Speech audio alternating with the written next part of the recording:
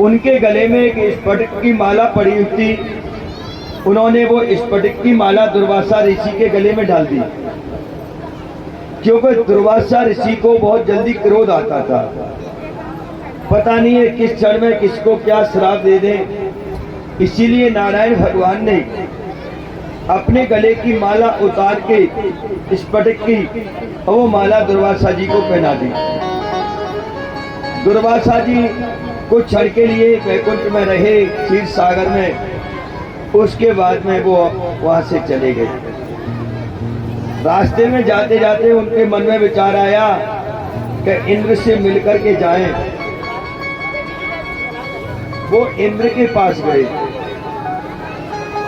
अब दुर्वासा जी ने सोचा, इस माला से मैं क्या करूंगा, जो विष्णु भगवान ने मुझे प्रदान की है। ये माला भाला, ये स्फटिक की, सोने की, ये तो राजा महाराजाओं को शोभा देती है, संतों के लिए ये शोभा नहीं दे रही है। इस माला को देवताओं के राजा इंद्र को पहना देता हूँ। उन्होंने इंद्रलोक में जाकर के देवताओं के राजा इंद्र को अपनी वो माला, जो विष्णु भगवान ने दुर्वासा जी को प्रदान की थी, वो माला उन्होंने इंद्र को पहना दी। इंद्र ने उस माला को लेकर के अपने ऐरावत हाथी को पहना दिया। ऐरावत हाथी ने उस माला को उतार के अपने गले से अपने पैरों तले कुचल करके उसको तोड़ करके उसको नष्ट वष्ट कर दिया। इस दृश्य को देख करके दुर्वासा जी को बड़ा क्रोध आया, रोष में आ गए और दुर्वासा जी ने श्राप दे दिया, अरे इंद्र, तुझे बड़ा हिंकार हुआ है, जा कुछ क्षण में ही तू इस लक्ष्मी से विहीन हो जाएगा। लक्ष्मी, ये इंद्रासन, ये राज्य, तेरा सब कुछ तुझसे छिन जाएगा। जैसे दुर्वासा जी ने श्राप दिया, ये शुक्राचार्य जी ने देख लिया। शुक्राचार्य जी को पता लगा। शुक्राचार्य जी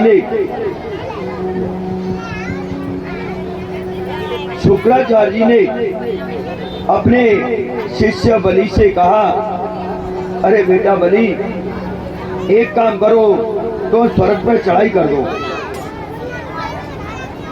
तो उन्होंने कहा, हे गुरुदेव, हमने स्वर्ग पर कितनी बार चढ़ाई की है, हमेशा हम परास्त होकर के आते हैं, इसीलिए आप हमको परास्त करने के लिए क्यों आदेश देते हो गुरुदेव। उन्होंने कहा, ये मेरा आशीर्वाद है। गुरु शुक्राचार्य जी ने क्या कहा, ये मेरा आशीर्वाद है। गुरु मेहरबान तो चेला पहलवान हो जाता है। जहाँ पर गुरु की कृपा हो जाती है, उसको कोई भी जीवन में परास्त नहीं कर सकता है। अगर गुरु अपने हृदय से किसी भी शिष्य को आशीर्वाद प्रदान कर दे, उसके जीवन के जितने भी कले हैं और कष्ट है, वो निवृत्त हो जाते हैं। आज जब उन्होंने ये देखा कि गुरु की कृपा हो गई, राजा बलि ने स्वर्ग पर चढ़ाई कर दी। स्वर्ग पर चढ़ाई की, सभी देवताओं को परास्त कर दिया राजा बलि ने, और तीनों लोगों के अधिपति बन गए। तीनों लोगों का राज्य उन्होंने प्रदान कर लिया, अपने कब्जे में कर लिया। अब तो देवता हैं घबराते हुए कंदराओं में, गुफाओं में, सरोवरों में, बगीचों में छुपने लगे, क्योंकि अब जब ये दृश्य देखा, भगवान विष्णु के पास गए। भगवान विष्णु से कहा, प्रभु आप हमारी रक्षा करो, हम बड़े दुखी हैं।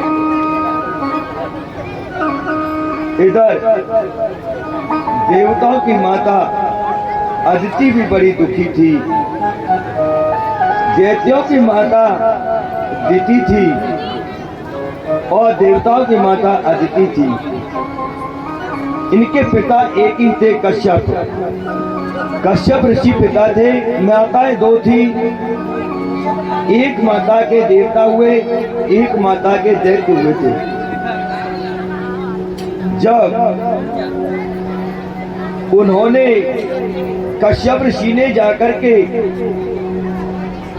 माता अदिति से पूछा, हे अदिति, आप इतनी चिंतित, इतने शांत स्वभाव, इतने दुखी होकर के क्यों विराजमान है, क्या बात है? तो माता अदिति ने कहा, जिनके पुत्र कष्ट में हो वो माता सुखी कैसे रह सकती है स्वामी? ये बात क्या है, बात बताओ। तो उन्होंने बताया कि आपके पुत्र जो दैत्य हैं, जो दिति के पुत्र हैं, उन्होंने स्वर्ग पर चढ़ाई करके मेरे पुत्रों का राज्य छीन लिया है। आज वो डर के मारे कंदराओं में, गुफाओं में छुपते घूम रहे हैं, भटक रहे हैं। जब वो दुखी हैं तो मैं सुखी कैसे रह सकती हूँ? तो भगवान कश्यप ने कहा, हे देवी, आप क्या चाहती हो? आप क्या चाहती हो?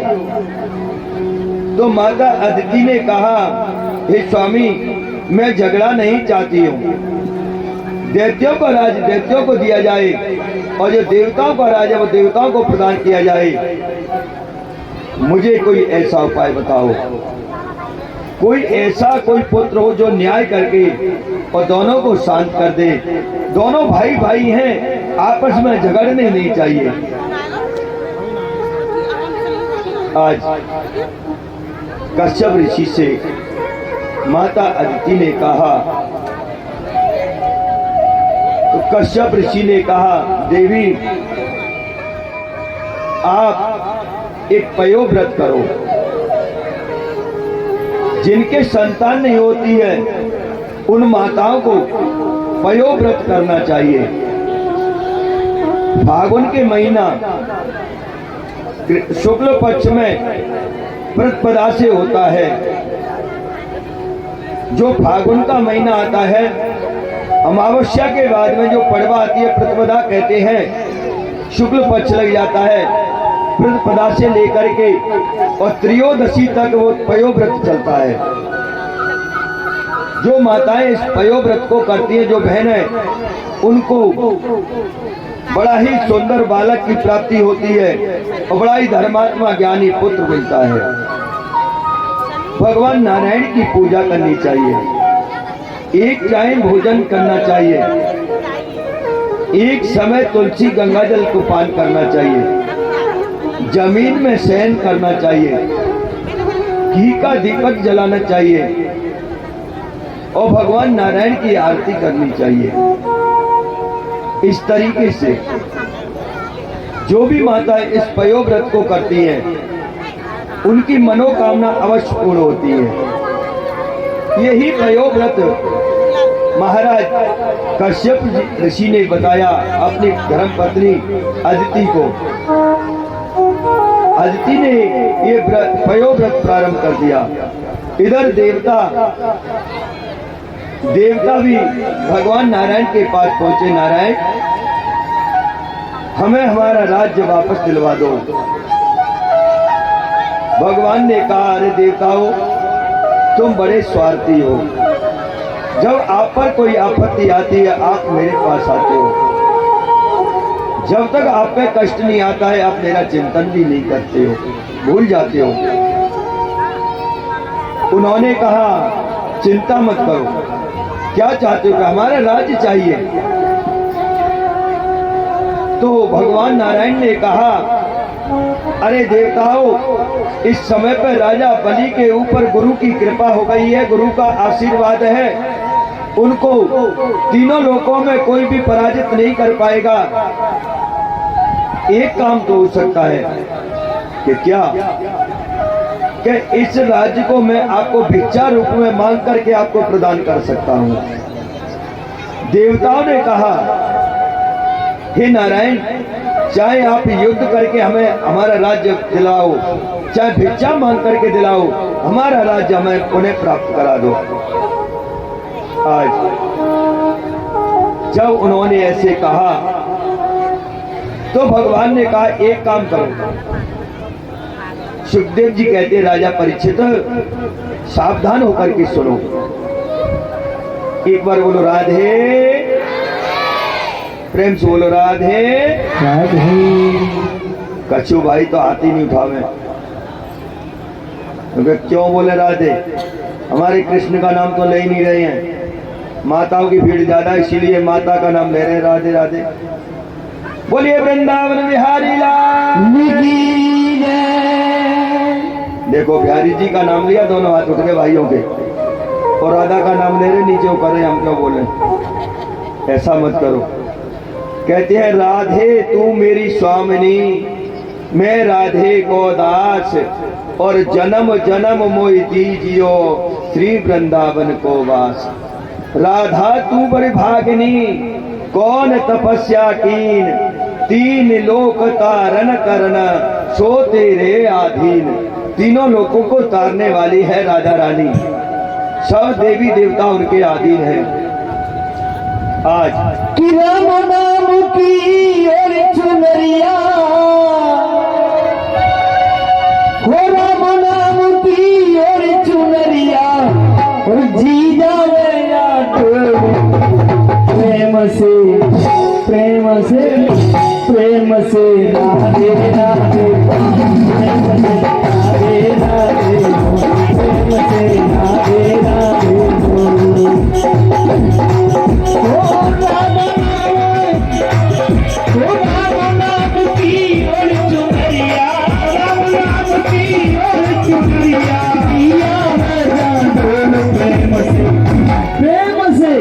ऐसे नहीं, सभी से निवेदन करूंगा, 2 दिन की बात और 3 दिन की बात, इसके बाद में कोई आपसे नियम नहीं कहेगा कि भक्तों ताली बजाओ।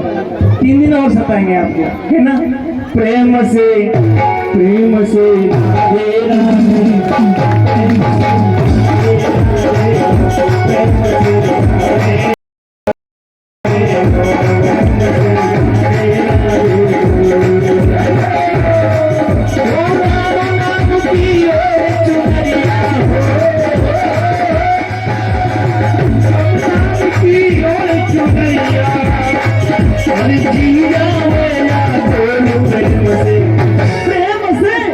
प्रेम से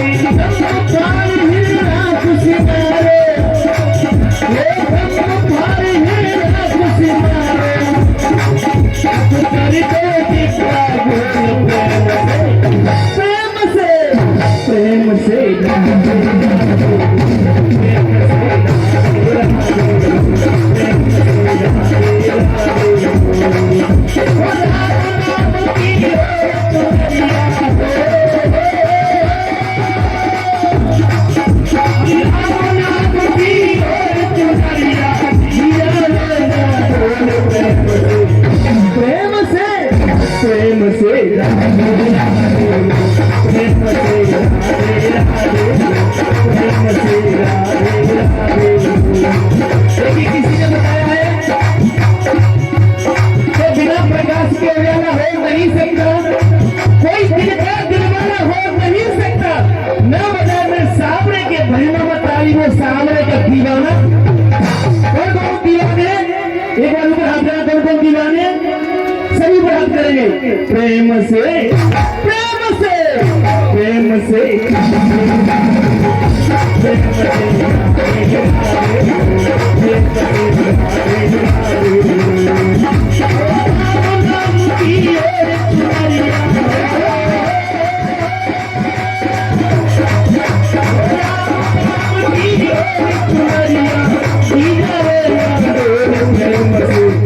प्रेम से प्रेम से राधे राधे, प्रेम से राधे राधे।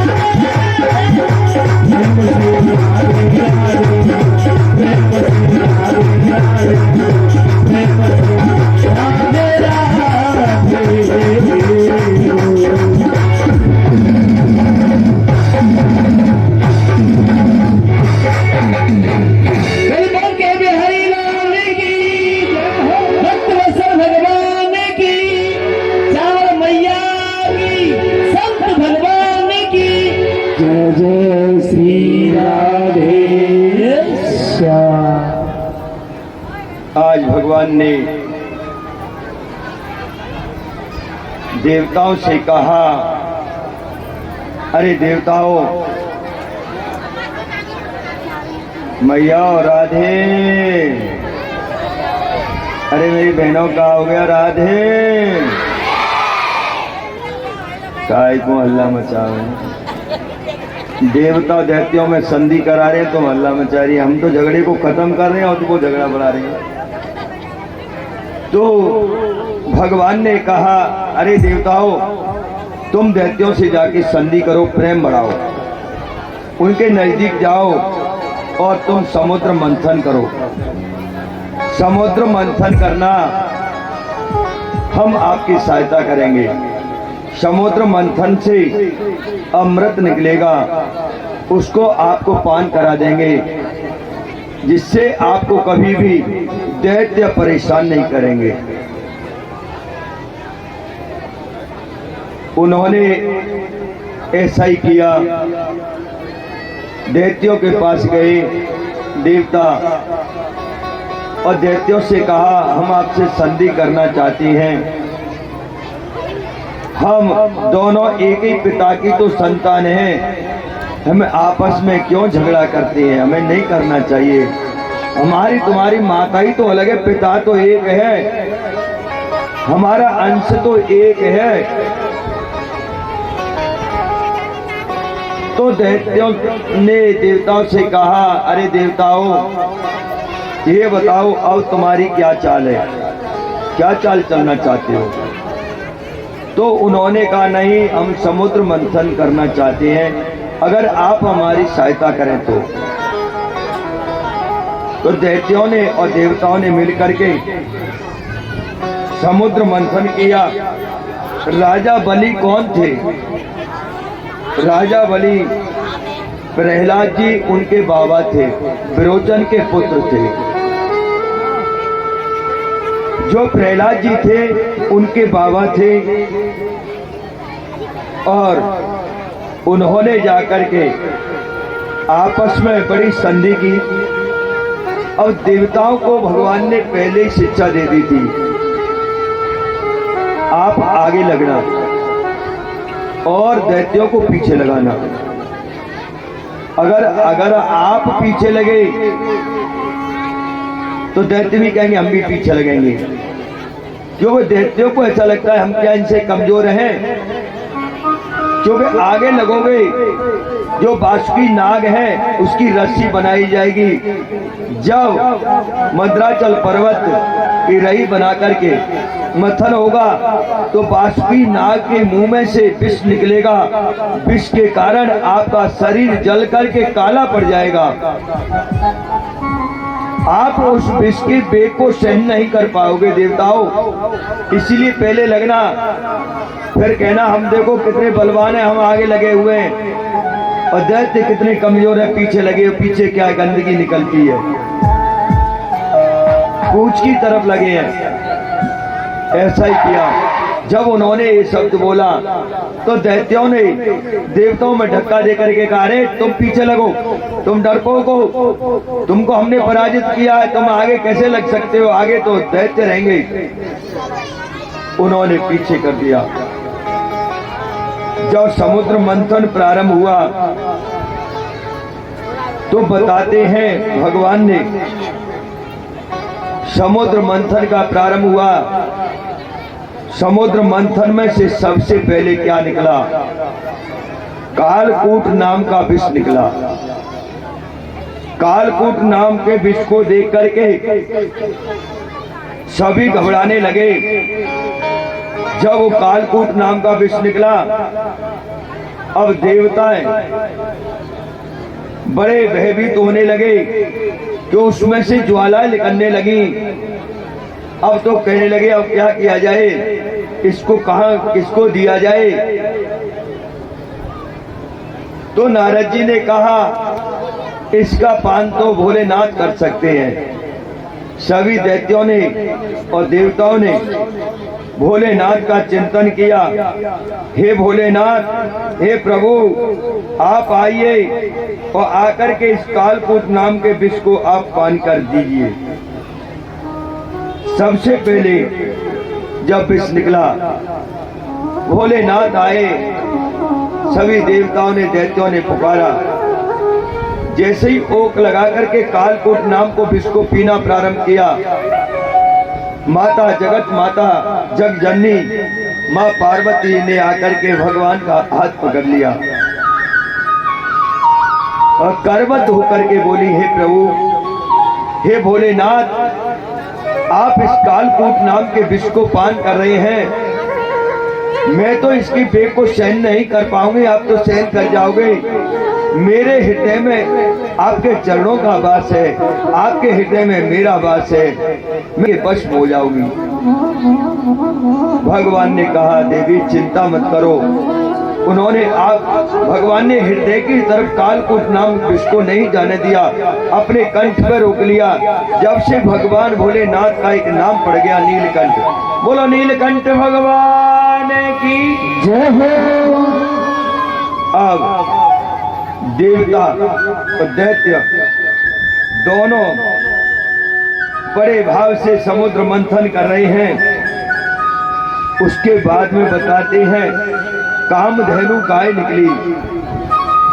उस कामधेनु गाय को, जिसके अंदर 33 कोटि देवताओं का वास है, वो कामधेनु गाय ऋषियों को प्रदान कर दी गई, ऋषियों को दे दी गई। उसके बाद में सुंदर धनुष निकला। जब धनुष निकला तो दैत्यों ने उस धनुष को ले लिया। उसके बाद में समुद्र मंथन चला, क्योंकि समुद्र मंथन के समय पे 14 रतन निकले थे समुद्र में से। 5वां रतन निकला, चंद्रमा निकला। जो चंद्रमा आकाश को चला गया, बाबा भोले शंकर ने अपने सिर पर धारण कर लिया था। 6वें रतन में महाराज रतन निकले, हीरा मोती जवाहरात निकले, सब दैत्यों ने ले लिया। 7वें में महाराज अप्सराएं निकली। अप्सराएं इंद्र को प्रदान कर दी गई कि तुम्हारे यहाँ ही इंद्र में, इंद्रासन में नृत्य होते हैं, कीर्तन होते हैं, भजन होते हैं, गान होते हैं, आप ही अप्सरा को लो। 8वें में बताया जाता है कि लक्ष्मी निकली। लक्ष्मी मैया निकली। अब इतनी सुंदर थी, मोहिनी रूप था। उच्च स्वरवा नाम का घोड़ा निकला, वो दैत्यों ने ले लिया। ऐरावत नाम का हाथी निकला, वो इंद्र को प्रदान कर दिया। जब माता लक्ष्मी का प्राकट्य हुआ, अब देवता आपस में सोचने लगे और दैत्य सोचने लगे, ये तो बहुत सुंदर है। और दैत्य तो बोले हम इसको लेंगे, देवता बोले हम लेंगे। अब झगड़ा प्रारंभ हो गया। इस सुंदर नारी को तो हम अपनी अर्धांगिनी बनाएंगे। इधर नारद जी ने आकर के, नारद जी ने कहा, नारद जी तो भगवान के मन है, क्योंकि नारद ददाती इति नारदः। नारद किसको कहते हैं? जिसकी बात को कोई रद्द न कर पाए, उसकी बात को सही मान ले, उसी को नारद कहा जाता है। नारद जी ने कहा, अरे आपस में लड़ते क्यों हैं? आप एक ही पिता की संतान हैं। आप एक काम कीजिए, सभी लाइन से पंक्ति बना करके बैठ जाइए और मोहिनी जिसको अपना पति चुन लेती है, वर चुन ले, वो उसी को प्राप्त हो जाएगी। और सभी देवता बैठ गए। ब्रह्मा जी बैठे, शंकर जी बैठे, इंद्र जी बैठे, फलाने जी बैठे, डीके जी बैठे, सब। अब मोहिनी के हाथ में, माता लक्ष्मी के हाथ में माला दे दी। अब वो सभा में घूम रही है। सोचने बोली, ये राजा बलि है, परंतु दैत्य है, इसको अहंकार हो जाता है कभी कभी, इसको अपना पति नहीं बनाएंगे। ब्रह्मा जी के पास पहुंची, अरे ये बुढ़ा हो गया, बुढ़े के साथ में विवाह क्या करना। आगे बढ़ी, शंकर भगवान दिखा रहे, ये तो भांग में मस्त रहता है, इससे क्या बात बनेगी, इसको भी अपना पति नहीं बनाएंगे। नारद जी भी पंक्ति में बैठे हुए थे। नारद जी नारे लारे शायद हमारी नंबर वाजा। मोहिनी गा रहे, एक क्षण के लिए ठहर नहीं सकते, कहीं रुक नहीं सकते। ये फक्कड़ बाबा इसके पास क्या रखा, इसको क्या पति बनाएंगे। राहु केतु को देखा, राहु को देखा, अरे ये तो क्रोधी है, चढ़े रुष्टा, चढ़े टुष्टा, रुष्टा टुष्टा चढ़े, इसको नहीं। आगे बढ़ी भगवान जगत पिता जगदीश्वर विराजमान थे। माता लक्ष्मी ने लेकर के नारायण के गले में माला डाल दी। भगवान नारायण लक्ष्मी को लेकर के क्षीर सागर को चले गए। सुखदेव जी कहते राजा परीक्षित, जब भगवान चले गए तो फिर समुद्र मंथन प्रारंभ हुआ। जब समुद्र मंथन प्रारंभ हुआ, उसमें से महाराज धन्वंतरी अमृत कलश लेकर के उपस्थित हुए। धन्वंतरी अमृत कलश लेकर के आए। अब तो देवता आपस में, दैत्य आपस में झपटने लगे, मैं लूंगा।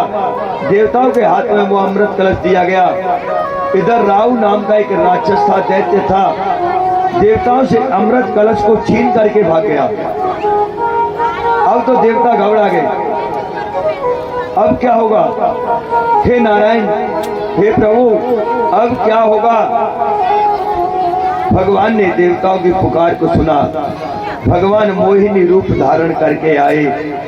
इतना सुंदर रूप धारण था, आहा, छम छम करते हुए और पायल बज रही हैं और नृत्य करते हुए और कमर को मटकाते हुए भगवान चले आए स्वर्ग से। देख करके मोहिनी को सब मोहित हो गए। देवता दैत्य इधर मोहिनी ने जाकर के राहु से कहा, क्यों लड़ते हो? आज सब में बलवान है, ये अमृत मैं आपको पान करा देती हूँ, आप अमर हो जाओगे, लाओ मुझे दो। राहु बोला, मैं आपको क्यों दूं? अरे हम आपको पति रूप में स्वीकार करने के लिए तो आए हैं, लाओ अमृत हम आपको ही पिलाएंगे। राहु बातों में आ गया, क्योंकि स्त्रिया चरित्र ऐसा होता है, अच्छे अच्छे बातों में आ जाती है। अगर नारी एक बार हंस करके कह दे, हाँ जी ये ठीक है अपने पति से, तो हंस करके कह दे तो उस बात को मान लेगा। गुस्सा में भी कहेगी, जब भी मानना पड़ेगा। उनके अंदर इतनी शक्ति है। इधर राहु ने वो अमृत कलश दे दिया। अब भगवान ने कहा, जाओ सब पंक्ति लगा करके बैठ जाओ, मैं किसी के साथ में अन्याय नहीं करूंगी। तो भगवान क्यों नहीं कहते अन्याय नहीं करूंगा? क्योंकि वो तो नारी का रूप धारण करके आए थे, मोहिनी का। पंक्ति में बैठ जाओ, सबको नंबर वाइज अमृत पिलाया जाएगा। और सभी दैत्य देवता पंक्ति में बैठ गए। जब पंक्ति में बैठे तो भगवान मोहिनी रूप नारायण देवताओं की पंक्ति से अमृत पिलाना प्रारंभ किया। उसमें जाकर के वो राहु नाम का दैत्य और सूर्य का रूप धारण करके और उस पंक्ति में देवता में बैठ गया। चंद्रमा ने इशारा किया राहु ने कि राहु की तरफ भगवान से, ऐ प्रभु ये देवता नहीं है, ये सूर्य नहीं है, ये तो दैत्य राहु है। भगवान ने कहा, अच्छा। जैसे ही अमृत डाला उसके कंठ तक गया, भगवान ने चक्र सुदर्शन को आदेश दिया, उसके गले को काट दिया। एक में से दो बन गए, राहु और केतु। आज भी उनमें ईर्षा चल रही है। जब सूर्य ग्रहण पड़ता है, सूर्य ग्रहण पड़ता है तो राहु सूर्य देव को ग्रसित करता है, और जब चंद्र ग्रहण पड़ता है पूर्णमासी को तो केतु आकर के चंद्रमा को ग्रसित करता है, युद्ध होता है। आज भगवान ने अनेक प्रकार से दैत्यों को, देवताओं को अमृत पिलाया और दैत्यों को सींग बता करके अंतर ध्यान हो गए। सुखदेव जी कहते, राजा परीक्षित भगवान की ऐसी लीला है। इधर बताया जाता है माता अदिति ने जो पयोव्रत किया था, आज माँ पयोव्रत कर रही है और त्रयोदशी आ जाती है। त्रयोदशी के दिन उनके यहाँ भगवान नारायण ने बालक का रूप धारण किया, और वो भी कितने बड़े हैं, 52 अंगुल के भगवान बनकर के आए।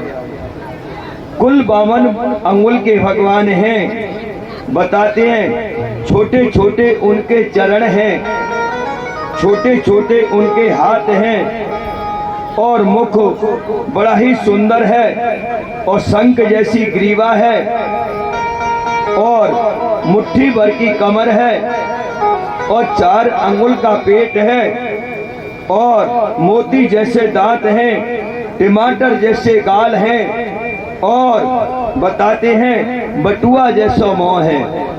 52 भगवान के इतना सुंदर झांकी है। सुखदेव जी कह रहे राजा परीक्षित 52 भगवान कितने 52 अंगुल के हैं। उनकी छोटी छोटी चरण हैं और छोटे छोटे हाथ हैं। आहा, जब भगवान की झांकी को देखने के लिए सभी देवता आते हैं। माता ने जब भगवान का प्राकट हुआ, बिंबा फल जैसे उनके होस्ट हैं, बिंबा फल होता है उनके होस्ट हैं और माता ने देखा कि 52 भगवान स्वयं नारायण आए हैं। माता ने देखा नग्न है, इन्होंने कोई वस्त्र धारण नहीं किया है। माता अदिति ने उनको कौपीन पहनाई। कौपीन माने लंगोटी लगाई। माता अपने बच्चे को लंगोटी लगाती है, जानती है क्या? पहले तो लगाती है, अब तो पता नहीं लगाती है। अब तो दुकानों पर से वो थैली में से क्या निकलता है उसको पहना देती है। क्या कहती है? अच्छा, मैं सीखेंगे, अभी सीख नहीं पाए उसका नाम। चलो कोई बात नहीं है, जो भी करती है अच्छा करती है, क्योंकि वो अपनी परेशानी की वजह से इसको पहना देती है। तो परेशानी नहीं हो किसी को, पड़ोसी को भी नहीं हो। तो माता अदिति ने 52 भगवान को कौपीन पहनाई। भगवान वामन की बड़ी ही सुंदर झांकी है। कहते हैं बृहस्पति भगवान ने आकर के, बृहस्पति देव गुरु ने आकर के 52 भगवान को यज्ञोपवीत धारण कराया, जो जनेऊ कहते हैं, यज्ञोपवीत धारण कराया। और बताते हैं कि 52 भगवान को दिशाओं ने, 4 दिशा हैं, चारों दिशाओं ने आकर के 52 भगवान को एक छत्र समर्पित किया, छत्र दिया। छत्र माने छाता, छत्र अर्पण किया। 52 भगवान की इतनी सुंदर झांकी है। सुखदेव जी कहते हैं राजा परीक्षित 52 भगवान को ब्रह्मा जी ने एक कमंडल दिया और बताते हैं सप्त ऋषियों ने आकर के 52 भगवान को कुशासन आसन प्रदान किया, कुशा का बना हुआ आसन प्रदान किया। और बताते हैं 52 भगवान को चरण पाद का खड़ामू भी उन्होंने उपस्थित किए। और माँ भगवती जगदम्बा उमा मैया ने 52 भगवान को भिक्षा में अनेक प्रकार के दान प्रदान किए थे। उनके कमंडल में भिक्षा दी थी, भिक्षा दान दिया था। आज 52 भगवान मैया से अनुमति लेकर के, क्योंकि मैया ने क्या कहा था कि प्रभु मुझे तो जब भगवान का व्रत पूरा हुआ, भगवान ने मैया से कहा आप क्या चाहती हो? अदिति मैया से मांगो, आपका व्रत पूरा हुआ है। तो मैया अदिति ने कहा कि मुझे तो आप जैसा एक पुत्र चाहिए। अब भगवान ने सोचा मैं अपना जैसा दूसरा कहां से खोजूंगा, कोई है नहीं, ताते मैं ही 52 भगवान बन के चलता हूँ। और स्वयं नारायण भगवान ही 52 बन करके आए और आकर के मैया से कहा मैया मेरे लिए क्या आज्ञा है? तो मैया ने कहा,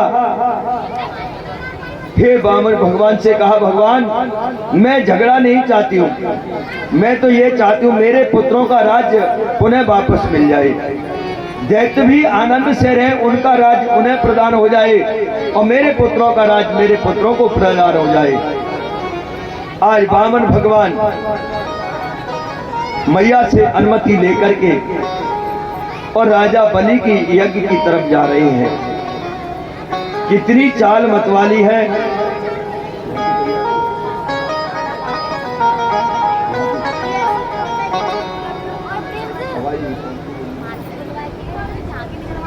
जब 52 भगवान जाने लगे, काख में कुशासन लगा लिया, एक हाथ में कमंडल है, जिस हाथ में कुशासन लगा हुआ है, एक हाथ में छत्र लगा हुआ है और खड़ा मुंह पहन करके पट पट करते हुए बड़े आनंद से जा रहे हैं राजा बलि की यज्ञ की तरफ। राजा बलि इतना दान देते थे, कोई भी एक बार राजा बलि के दरवाजे पे पहुंच जाता,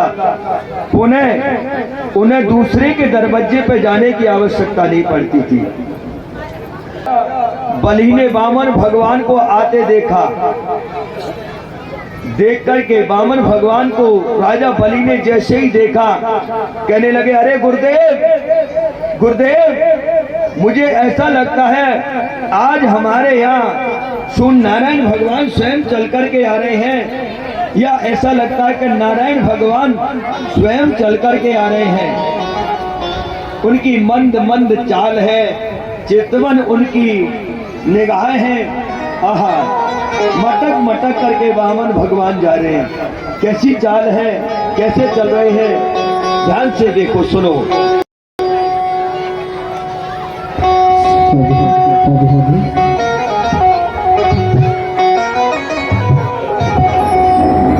तेरी मंद मंद मुस्कनिया पे,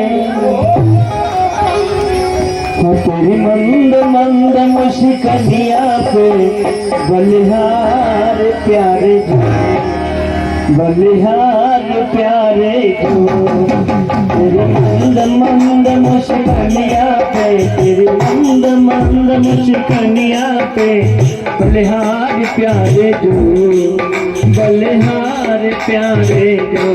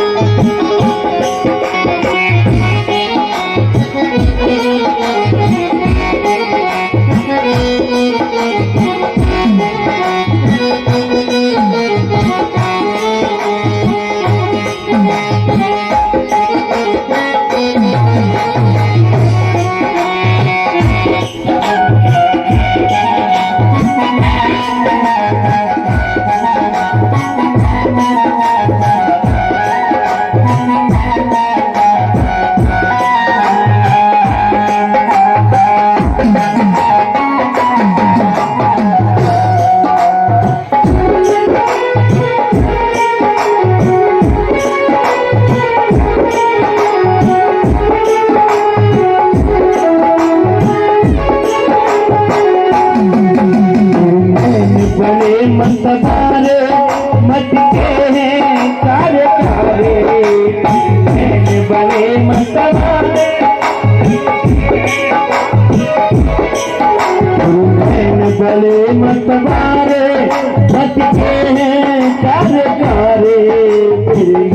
बड़े मतवारे मत के हैं कारकारे, ऊंची सी चितवनिया पे, ऊंची सी चितवनिया पे, बलिहार प्यारे जो, बलिहार प्यारे जो,